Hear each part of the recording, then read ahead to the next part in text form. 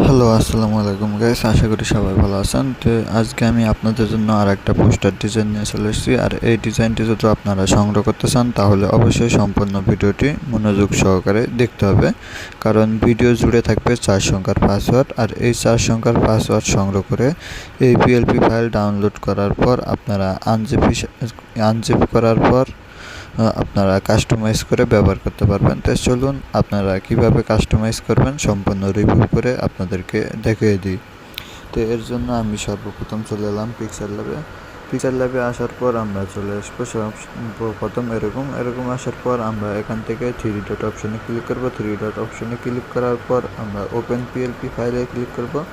Open PLP ফাইলে click করার পর এখান থেকে আমি চলে যাব উপরে তীর অপশনে চলে যাব। আমার পিএলপি ফাইল যে ফোল্ডারে আছে ওই ফোল্ডারটা আমি খুঁজে বার করবো। তো আমার এই ফোল্ডারে আছে, এই ফোল্ডারে আসার পর আমি এখান থেকে আমার যে পিএলপি ফাইলটা ওই পিএলপি ফাইলটা এখান থেকে ওপেন অ্যান্ড অ্যাড এখানে ক্লিক করব।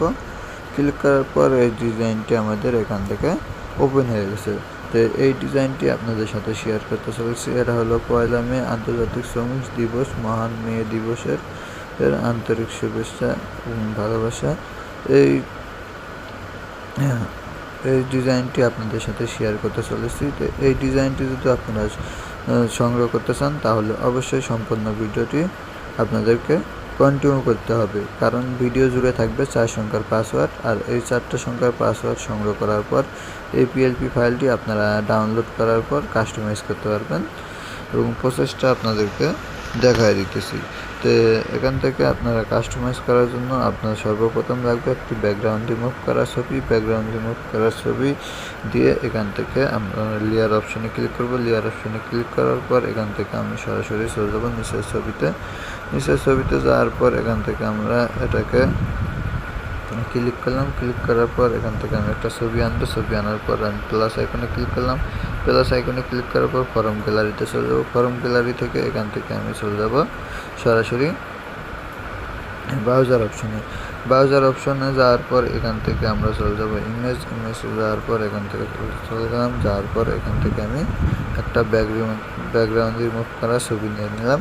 নেওয়ার পর ওকেতে ক্লিক করলাম। ওকেতে ক্লিক করার পর এখান থেকে আমি এই ছবিটাকে একটু ছোট করে এই জায়গায় দিয়ে দিলাম।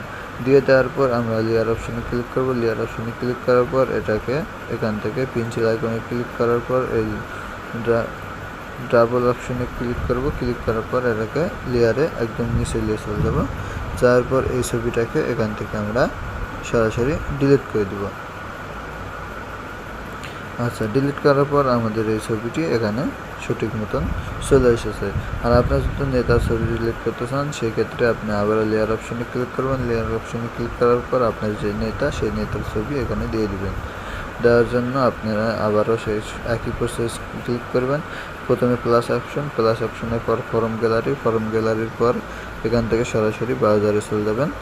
ব্রাউজারে যাওয়ার পর এখান থেকে আপনারা যে নেতার ছবি দিবেন সেই নেতার ছবিটি এখান থেকে সিলেক্ট করে নেবেন। এখান থেকে নেতার ছবি সিলেক্ট করার জন্য এই অপশনে চলে যাবেন। যাওয়ার পর আপনারা এখান থেকে ছবিটিকে সিলেক্ট করে নেবেন। তো আমি এখান থেকে নেতার ছবি দেবো। নেতার ছবি দেওয়ার জন্য আমি এখান থেকে সিলেক্ট করে নিলাম। সিলেক্ট করে নেওয়ার পর আমরা এই অপশনে দিয়ে দিব। দেওয়ার পর আমরা আগের যে ছবিটা আছে ওই ছবিটাকে এখান থেকে আমরা ডিলিট করে দেবো। তো ডিলিট করে দেওয়ার পর আমাদের কাজটি এখান থেকে হয়ে গেছে। আশা করি আপনারা সম্পূর্ণ রিভিউটা বুঝতে পেরেছেন। আর যারা বুঝতে পারেন না তারা অবশ্যই আমার এই ভিডিওর ডিসক্রিপশন বক্সে হোয়াটসঅ্যাপ গ্রুপ লিঙ্ক আছে, সেখানে হোয়াটসঅ্যাপে যোগাযোগ করলে সম্পূর্ণ প্রসেসটা বুঝিয়ে দেওয়া হবে। আর যারা পোস্টার ডিজাইন এবং পিএলপি ফাইল কিনতে চাচ্ছেন অথবা বানাতে চাচ্ছেন তারা অবশ্যই আমার সাথে যোগাযোগ করবেন। খুব অল্প টাকার বিনিময়ে পোস্টার ডিজাইন এবং পিএলপি ফাইল বিক্রি করা হয়।